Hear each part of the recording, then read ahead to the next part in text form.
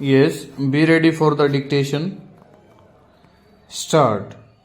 At the instance of the Prime Minister, we had a cabinet meeting to discuss this whole matter, and it was held at 10 pm on Friday, the 16th September, the day on which we got this message. Stop. The Prime Minister fixed the meeting for 10 o'clock at night because Mr. Rama Rao's plane was expected to reach here about 8 o'clock in the evening, and it was thought that his presence at the cabinet meeting would help me and my colleagues in coming to a decision on this very difficult subject. Stop. Unfortunately, the plane which brought Mr. Rama Rao was delayed by about 8 hours.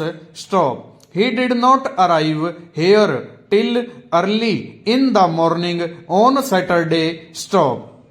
In the meantime, we discussed this question at the meeting of the cabinet on Friday night, and having reviewed the subject from all angles, we came to the conclusion that in the circumstances there was no solution possible for the government of India except to devalue the rupee to the same extent as the pound sterling. Stop. I should like to say before I proceed any further that although the British Chancellor of the Exchequer had categorically denied that there was any intention on the part of the UK government to devalue the pound sterling, it occurred to me from such indications as I gathered in London that the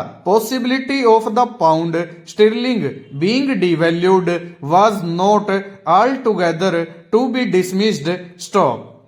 Therefore, we arranged that our technical advisors in the Government of India here and our technical advisors in the Reserve Bank should at once set about an exhaustive and detailed examination of this whole problem, which they did. Stop. The result of this examination was that in case the pound sterling was devalued, we should devalue the rupee to the same extent.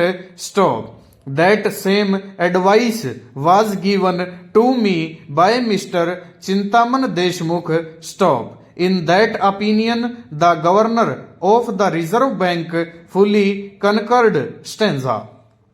We held another meeting of the cabinet on Saturday morning, at which the Governor of the Reserve Bank was present, and the members of the cabinet therefore had an opportunity, so to speak, of reassessing the position in the light of the account which the Governor of the Reserve Bank brought to us of the whole position. Stop. We came to the conclusion that the best course was to devalue the rupee to the same extent. Full stop. Over.